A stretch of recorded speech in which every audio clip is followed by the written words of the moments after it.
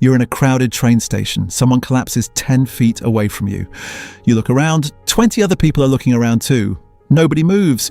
You assume someone else will help. They assume the same thing about you. But the real answer for why this happens is far stranger than simple coldness or cruelty. It has almost nothing to do with how much you care. Picture the scene again.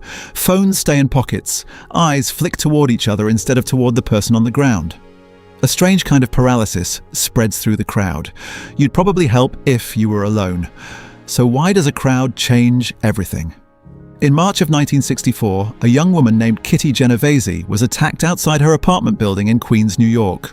Newspaper reports at the time claimed dozens of neighbors heard her cries and did nothing. Later investigations complicated that story, showing the original account was exaggerated and some people did try to call for help. But the case stuck in the public imagination. It asked a question nobody could shake. How could so many people witness suffering and not act? Two psychologists couldn't shake it either. Bibb Latané and John Darley began running experiments in the late 1960s to figure out what was actually happening inside a crowd's collective mind. Their conclusions surprised almost everyone. The presence of other people doesn't make individuals more callous. It changes the math in their heads without them even noticing. Here's the mechanism.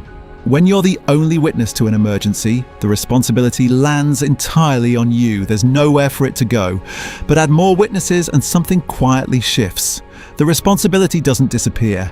It splits. Psychologists call this diffusion of responsibility, and it's exactly what it sounds like. Your brain unconsciously calculates that with 20 people watching, you only carry 1/20th of the duty to act. Multiply that feeling across everyone in the crowd, and you get a room full of people, each waiting for someone else to move first. Latané and Darley tested this directly. In one famous experiment, participants sat in separate rooms, believing they were having a discussion over an intercom with other students.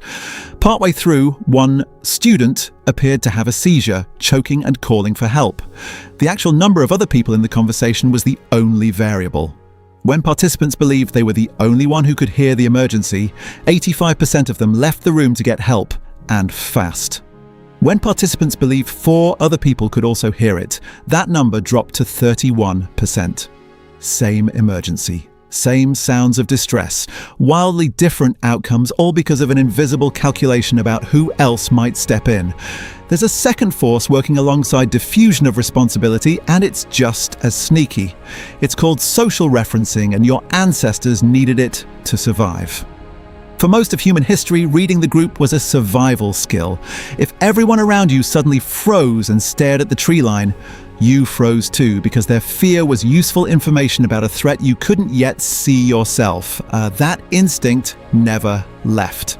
So in a modern emergency, you glance at the people around you to figure out how to feel. If they look calm, your brain quietly downgrades the situation. Maybe it's not really an emergency. Maybe you're overreacting. Everyone else seems fine, so you stay still too, except everyone else is doing exactly the same thing, watching you for the same cues.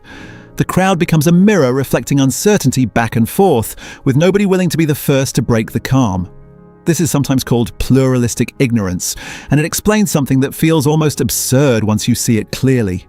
A room full of people can be privately alarmed and outwardly composed at the exact same time, each person hiding their concern because nobody else seems concerned either.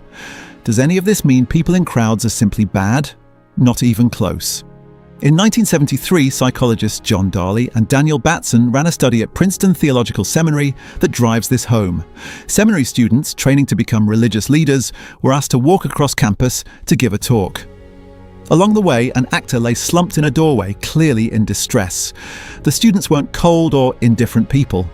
Many of them were on their way to deliver a sermon about the parable of the Good Samaritan. The single biggest predictor of whether they stopped to help wasn't their personality, their values, or even their religious devotion. It was whether they had been told they were running late. Students who believed they had time to spare helped most of the time. Students who believed they were already behind schedule often stepped over the man entirely, sometimes while still mentally rehearsing a speech about compassion. That detail should sit with you for a moment. Situation beat character almost every time. Hurry made good intentions disappear. So what actually breaks the freeze? Researchers have found a few things that reliably work, and they all attack the exact mechanisms causing the paralysis in the first place. Specificity is one of the strongest tools available. If you're ever the one needing help in a crowd, looking at one person and saying their description out loud, you, in the blue jacket, call an ambulance, collapses the diffusion of responsibility instantly. The responsibility can no longer spread across the group because it now has exactly one named target. Studies on emergency response training show this single trick dramatically increases the odds that someone actually acts. The other lever is awareness itself. Oddly, simply knowing about the bystander effect appears to weaken its grip. Several studies have found that people who've learned about diffusion of responsibility are measurably more likely to intervene later because they recognize the hesitation in themselves for what it is. The freeze isn't a moral failure flashing a warning sign. It's a glitch in a very old piece of mental software, and once you can name the glitch, you can override it. Think about how often this plays out far outside of emergencies. A group project where everyone assumes someone else is handling the budget. A group chat where a friend mentions something painful and the conversation just moves on because surely somebody else will check in. A meeting where everyone senses a plan is flawed, but nobody says it first because the silence of the room feels like agreement. The bystander effect was never really about emergencies.